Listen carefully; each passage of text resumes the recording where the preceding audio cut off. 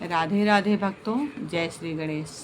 भादव मास के कृष्ण पक्ष में पड़ने वाली सकट चौथ की हार्दिक शुभकामना। भगवान श्री गणेश आपके सारे विघ्न बाधाओं को दूर करें और आपकी हर इच्छा को पूरी करें। उनकी कृपा आप सब पर बनी रहे, हम पर बनी रहे, यही भगवान श्री गणेश से मेरी प्रार्थना है। आप सभी को भादव कृष्ण पक्ष में पड़ने वाली सकट चौथ की हार्दिक शुभकामना। इसकी एक छोटी सी कथा है, बड़े ही प्रेम पूर्वक आप लोग उसे सुने। कथा कुछ इस प्रकार से है कि माता पार्वती एक बार भगवान श्री गणेश से कहती हैं कि भादव में कृष्ण पक्ष में पड़ने वाली जो गणेश चतुर्थी व्रत है उसकी विधि बताओ, वह व्रत कैसे रखा जाता है, कैसे किया जाता है। तब भगवान श्री गणेश कहते हैं कि माँ, भादव मास की चौथ सर्व प्रकार के संकटों का नाश करने वाली तथा सर्व कामनाओं को देने वाली है। गुरु के बताए हुए मार्ग से विधि पूर्वक व्रत तथा मेरी पूजा करें। विनायक एक दंत कृष्ण पिंग गजानन लंबोदर भालचंद्र हेरंब विकट वक्रतुंड और खुरक विघ्ननाशक गणाधिपत 12 गणेशों की क्रम से पूजा करें। 12 मास में चंद्रोदय के समय पूजा करें।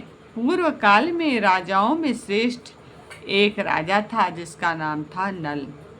उसकी रूपवती रानी का नाम दमयंती था। देव के श्राप वश नल राजा राज्य से भ्रष्ट होकर दुख को प्राप्त हुआ और रानी से वियोग हो गया। तब दमयंती ने इस व्रत के प्रभाव से अपने पति को प्राप्त किया। पार्वती जी बोली, पुत्र, रानी ने इस व्रत को किस प्रकार किया। तब भगवान श्री गजानन कहते हैं कि माँ, नल की विपत्ति सुनने से रोमांच हो जाता है। गजशाला से हाथी, घुड़साल से घोड़े हरण कर लिए गए। डाकुओं ने धन तथा महल को अग्नि से जला दिया। राजा नल भी जुआ खेलकर सब हार गए। नल असहाय होकर रानी के साथ वन को चले गए और श्राप के कारण स्त्री से वियोग भी हो गया।